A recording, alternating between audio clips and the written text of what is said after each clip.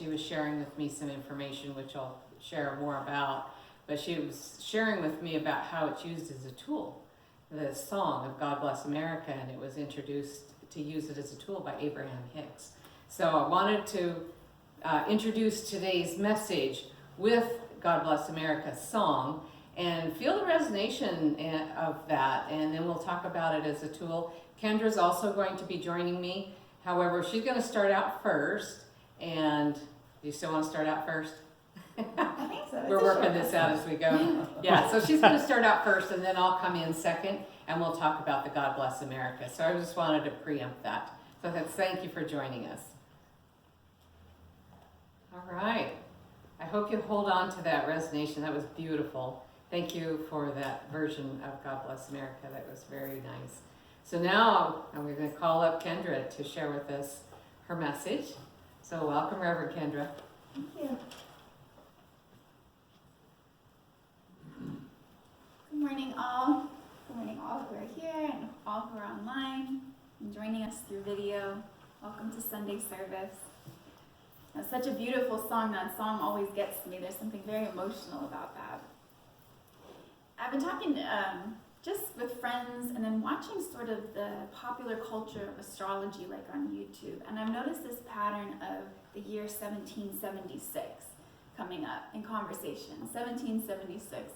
And I remember seeing a picture on the news of t-shirts, 1776, and this feeling of the strength of what was founded, the strength of what we have been building on, and this feeling of founded. And I don't know exactly the astrology placements that are similar, but the one that stood out for me is that Venus, the planet Venus, which from what I've learned is tuned to our heart chakra. Venus, the planet of love, is transiting Pluto, where Pluto was in 1776 right now. She just went to 28 degrees Capricorn in real time now, and Pluto was at 27 degrees Capricorn in 1776. So the way I put those pieces together is this transformation. Pluto is the planet of transformation of structures, Capricorn. In 1776, it was very much a transformation of what do we want to build? How do we want to move forward? And collectively, maybe, this is just the way I kind of put the pieces together, our heart chakras have been kind of aware of that, kind of been like this theme in the collective. And so I got to thinking about what that journey might have been like for the founding people, and also just the underlying humanity of all of those who were here on the continent long before the founders of America came.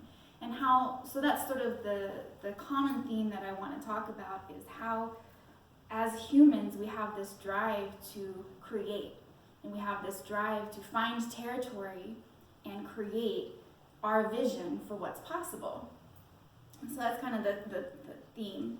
And for those who did come and found the United States of America, of course there was lots of turmoil and changes and awful things that happened in order for that to happen. But their drive was to create something better. And so I don't want to disregard any of the stories, but just finding that common theme of territory and how those people came across the waters. So they crossed the ocean, crossed waters to find the earth with this idea in the mind of air, thinking about it in an elemental way of what's possible with this strong willpower, this strong fire in their soul, this light, this spark of what could be possible to have a country that's free, to have a country that's united. And many journeys across water, journeys to land, journeys in the mind, journeys in the soul happened in order for that to come about. And I feel the same line go to all humans throughout the world and all of those beautiful souls who were here on the continent before then. The same thing, they crossed rivers, they found territories, they had an idea of what they wanted to create, and they did the same. And so I've been kind of thinking here in this cycle of Pluto, transformation, structures, 1776 coming up, is what might the new transformation moving forward look like?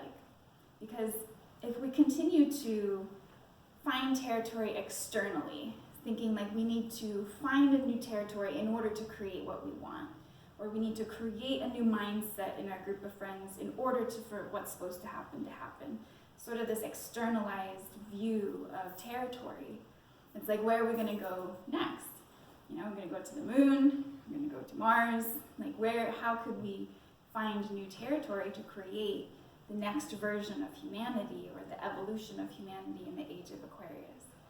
So I've been thinking about, what if we shifted our focus to the territory within, and that within all of us, we have this home, we have this environment, sort of this territory that also has waters, emotional waters, also has physical mountains to climb and challenges to deal with physically. It has the air of our minds and the beautiful light of our souls. So where is this new territory? Where is the space we can actually create and evolve into?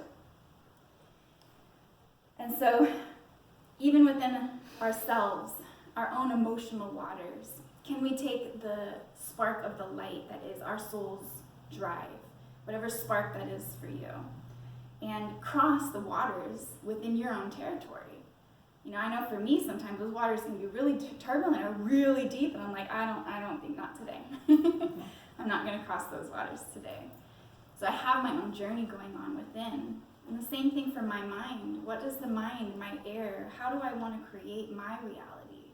How do I want to found my territory? How I want to find myself and then found a territory where I can create a reality. And so that's sort of the theme of the short message I wanted to share today, is that what a beautiful and interesting place and environment socially and within humanity it might be if we were to shift our focus to internal territory, crossing our own waters, building within our own body's strength, allowing our air to flow freely and cleanly, so that that beautiful light that's within you, that beautiful warmth and fire of your soul's drive, can create a new reality in the evolution of humanity into the age of Aquarius. So, thank you very much. I'll give you back to Madge. Thank you. Thank you. Ooh, what a great message that was. I love the metaphors. That was good, Kindra. That's speaking my language right there. I hope you guys all got something really good out of that you can take with you, because there was a lot of information there.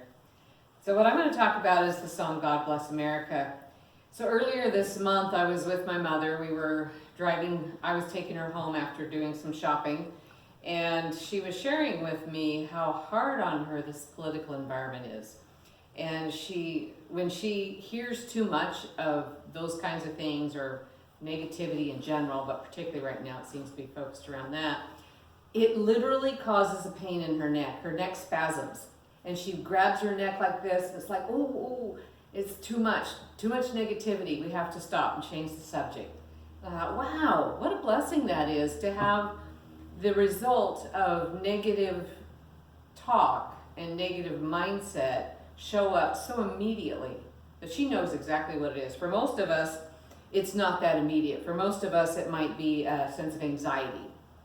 We get anxious, or a little sleepless, or we might slowly fall into depression, a sense of helplessness. But for my mother, she has this blessing. It's right there. Oh! And so we had to stop the subject and talk about other things, because she physically wasn't able to take it. So anyway, it came up also then in that led her to share with me what she had just heard from Abraham Hicks. Now, most of us in our circle are familiar with who Abraham Hicks is, but for those of you that are not, Abraham is a being that channels through Esther Hicks. And they've been around for years and years. They're very well known. If you're not familiar with it, look them up. There's lots of YouTubes on it. Very good metaphysical principles, life to live by. People are changing their lives based on their information and their teachings. So, good stuff. So in this recording that my mother had shared with me, I went and looked it up because I was real curious about it. She was talking like it had just been broadcast, but in the broadcast of it, it was actually December of 2019 where they were talking about this song, God Bless America, and I thought, oh my goodness, so it was a year plus ago, barely plus. It was a year ago, and she, anyway, the way my mother was sharing it seemed like it was just yesterday, but in a way the environment was still pretty hostile. And so it's very, very relevant for today, I believe. So in this conference where they were talking about, there was this young woman who was really struggling inside because she was protesting, and she was protesting against politics and how things were being handled. And so she was asking Abraham about that. Well, there's a lot of dialogue that led up to the solution around it. But what came out of it was Abraham shared a story about Esther and how her and her friend were out having lunch one day. And they fell into the conversation of negativity, and they felt their energies go down, and they're like, oh man, this is not good. This isn't what we came here for. We didn't come here for this. We came here to be with each other in synergy and in light and love. So Esther has a practice of carrying a notebook with her. So she pulled out her notebook and she wrote down the first thing that came to her mind. The first thing that came to her mind was God Bless America. So then it's like, wow, okay. So she was with that for a while. And as the more she thought about God Bless America, the more her energies raised back up. And Abraham told her that this is a very fitting tool. I'm paraphrasing it in my words, but it's a very fitting tool to raise your elevation, to raise your vibrational frequency. And so my mother's been using it ever since she learned about this, and she finds herself going around her apartment just having it as a mantra. The words to the song are a mantra in her. So when her neck spasmed, when we were talking about things that brought her energies down, we traveled the rest of the way to her apartment singing God Bless America, and by the time we got there, her neck was fine. So it works. But the history behind the song of God Bless America is kind of interesting. It was written by Irving Berlin. And the first time he wrote it, it was intended to be a comedy, something funny and lighthearted. But when he got done, he realized it was just too heavy. So he put it away, never did anything with it for years. And then Kate Smith asked him for a patriotic song that he could sing, or she could sing, to the nation because it was during the war. You happen to be familiar with Kate Smith, aren't you, Jay? Oh, yes. Jay, that's one of Jay's favorites. So he pulled that song, he kind of remembered that there was this song, and so he pulled it back out and touched it up, rewrote it a little bit so it was very fitting, and she sang it. It became Kate Smith's signature song, and it really held the nation together during a very dark period of time. And so it did its beautiful work then as well. And the beautiful thing to me is that Irvin, the guy that wrote it, he turned all the royalties over to the Boy Scouts and Girl Scouts of America as fundraising. All the money that came in from that song got turned over to them. You know, there wasn't a lot of nonprofits then. That was probably the biggest one, the most impactful at the time. So the Boys and Girls Scouts in New York got the profits for that song. And I thought, how fitting. Nobody got rich independently, individually, off of that song that served America to hold it together during the war and can still be a tool for us today. So let's think about this song. So singing alone releases endorphins. That's measurable. We know that. It releases endorphins. It raises your happiness levels. It reduces pain. So no matter how bad of a singer you are, sing your heart out. You can always sing in the car. You know, nobody can hear you. The car is a beautiful sanctuary, I tell you. You can say anything. You can sing anything. You can have potty mouth if you need to. Get it all out of your system, whatever it is you need. Then you come back in the house and you're like, fine. How are you doing today? Oh, I'm good. It all got released on the road. So singing in your car, that's great. The other thing you can do is you can hum it and have the words going through your head, because the words create a vibrational frequency in your mind. Or you can just do like my mother does sometimes, and just have the words kind of as a mantra in side of her. You know, an example of how to use that might be if somebody is talking to you and it's really negative, and it's just pulling you down. You're thinking, oh my gosh, I don't know how I'm going to walk out of here. It's so heavy. You can just start singing that song in your head and elevate yourself back up. And by doing it for you, you're probably going to elevate them as well, and they won't even know it.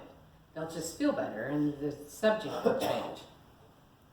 It's a powerful tool. So the song is like a hymn to our country. It's and to all of its occupants.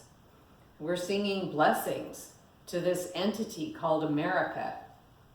It's an entity, and it's this entity is recording its story into the Akashic records. So what story do we want to be written into our Akashic records? So be thinking about that even as you're singing this song. So let's explore the words. God bless America, the land that I love. Stand beside her and guide her. Now with that line, I want to talk about it a little bit. Our forefathers had no example of what democracy was when they came here. All they had known was kings and queens and dictators, that type of overhead type of leadership. So they didn't even know what it looked like, but they knew they wanted freedom, and they knew they wanted something different. So they went and visited the Iroquois Indians because they had the only example of democracy at the time. And that's where they were. They were sharing land with the Iroquois Indians. So they used to, Ben Franklin, Abraham, Adam, whoever our forefathers are that wrote the Constitution. My mind went blank. I'm sure you guys know who it is. Somebody can list them for me. Anyway, they went to the Iroquois Long Lodges, and where they had their leadership, where they had their chiefs, where they had democracy as an example of choice and votes, and they learned about democracy and the model of democracy, and then they came back from that model and wrote the Constitution that we live by yet today. And it's based on equality for all and things like that. So it's our responsibility to stand by her and hold those principles within ourselves, for ourselves, and hold that accountability. So the next line is, through the night with the light from above. This is one of my favorite lines. Through the night with the light from above. This light could be represented as celestial light. If we're going to speak metaphorically or metaphysically, it could be the celestial light. It could be the light from the heavens. The light from our crown chakra connecting to God, to God's light, and bringing that light down through our crown. We're currently going through and coming through a national, kind of like a dark night. It says the night, and so we've been kind of in a night. So bring that light down. It's our job as light workers. I don't know how many times I say this, so pardon me if I keep repeating myself, but it is our job as light workers to anchor the light of God through our energy centers, so that the story that we are writing into the Akashic records about what America is being written from a really high celestial place, being written by God, so to speak, through us. So the next two lines, from the mountains to the prairies to the oceans white with foam. This line means this blessing that we are singing to all of our brothers and sisters across the country in all the four corners of the earth is being blessed for everyone. Everyone. Rich, poor, doesn't matter color, doesn't matter if you're red or blue. Red states, political politicians, governors, everybody, all leaders, that is being blessed to everyone. And there are so many, I've looked up how many deaths happened in the Civil War. And then I did a comparison just so we can kind of relate to what does that mean? What did it mean when we did have a Civil War? Well, it meant that the entire population of Portland was dead from the Civil War, the North fighting the South. So and just imagine Portland being completely wiped out from a war. That's what the Civil War means. Well, now we have a lot more people, we have a lot more technology, we have much more sophisticated weapons that can do a lot more destruction, and we do not want to feed into another civil war. So it's our responsibility as light workers to elevate the light. And don't feed into the thoughts and the words that fuel that type of energy. So we don't want to feed into anything that's about us and them. We're one nation under God. And to be a practitioner of metaphysics and to truly understand the law of manifestation means that we have a responsibility to be in alignment with our soul purpose. And that is to not feed on to the us and them mentality or feed into the us and them mentality.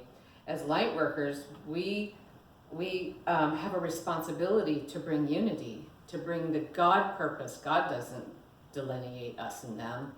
It's the interpretation. I was listening the other night on NPR when I was going home from my mother's place again. They have some good stuff late at night. Well, I was listening to this Southern minister, and you could tell he was a Southern black minister. Oh God, I just fell in love with him just listening to him. I'm looking him up. I'm trying to find his podcast. But anyway, he was talking about how many references are in the Bible about love, unity, and compassion. There are hundreds. And there's only, I think he said there's 3 lines that refer to abortion, homosexuality, and one more thing. I can't remember what it is. And that's it. And we've built this whole political thing around 3 lines, but we've disregarded the hundreds of references to love and unity and treat thy brother as thyself and love thy neighbor as thyself, as if that doesn't really matter, but these 3 lines do. And it's like, oh, I love this man. He makes so much sense. So anyway, the Bible is full. If we're going to call ourselves Christians, if we're going to call ourselves Jesus followers, then we have a responsibility, or Jesus as our teacher. We have a responsibility to the light. We have a responsibility to the Christ consciousness that loves one and loves all, and eliminates the dividing lines in our words and in our actions. So we came to this universe, into this life, into this incarnation, fully equipped from the universe. We came in fully equipped to share the light, to be the light, to emanate the light. And we don't want to succumb to the negative feedback loop. We really have a responsibility to elevate out of the negative feedback loop and go into the positive and bring that positive down through our crown chakra. So I do have had some people that I've done some healing work on that are really stuck in that negative feedback loop, and they're physically ill. And it's showing up physically, but it's really energetically because they haven't found their way. They're light workers, but they're in that negative feedback loop that they haven't been able to find their way out of yet, and they're not doing well. So don't be one of those. Come into the light. Come in and pray for all people that they find that light within their own soul. We must be the wellness that we want to see in the world. And it starts with us. We need to stand in a place of well-being, and you be a receiver of well-being and be a giver of well-being. And to see the divine in everyone. And I know that's hard. I'm not always very good at that, but I'm trying. And when I find myself falling into the negativity, which I do from time to time, and I fall into judgment, and I fall into us and them, and I fall into not seeing the divine because I'm being so snarky about something. But to what I do for myself is I recognize it. It's like, whoa, okay, I had my moment. Now let's get over it, and let's crawl back out of this hole, and let's get back onto the job that I came here to do on this planet, and get back on board, because none of us are Jesus, and even Jesus got mad once in the temple. So, it happens. It happens to all of us. But our responsibility to our purpose in life is to crawl back out of it and be the light that we want to see. So in closing, I want to use those last 2 lines of the song. God bless America, my home sweet home. God bless America, land that I love. So thank you for being with us today. And I am thinking that we need to do just a little bit of a grounding meditation. So why don't you close your eyes, get yourself in a comfortable position, and take a nice cleansing deep breath.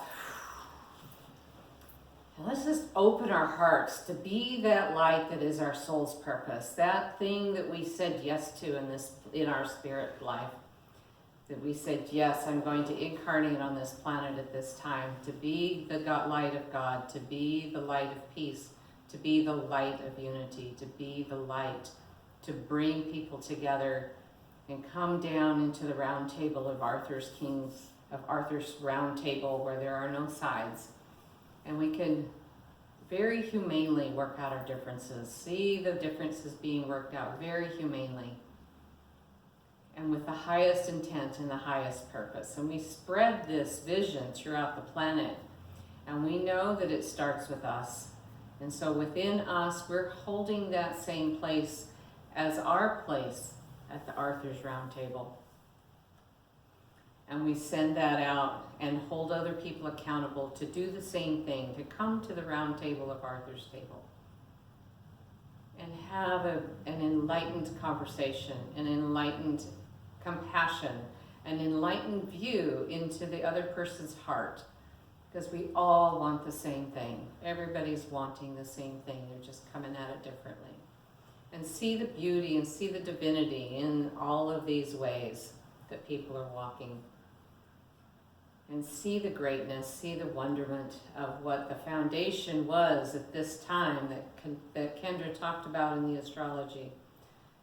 So many years ago, the foundation, and now we can open our hearts to that and be heart-centered. We have a responsibility to that heart-centered vibrational frequency, the heart-centered words that we speak, the heart-centered thoughts that we keep in our mind. And let that be the story that's written in the Akashic Records about this entity called America.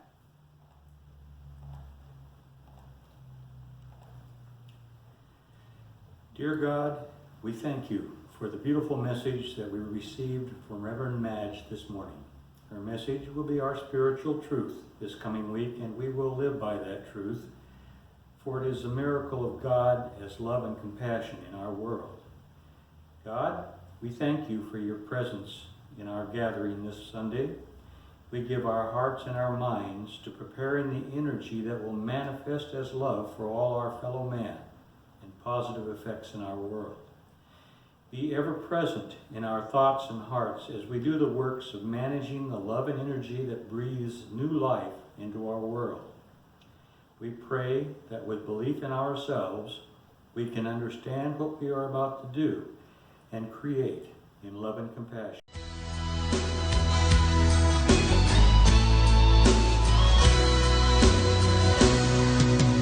Arms around the world, around each other.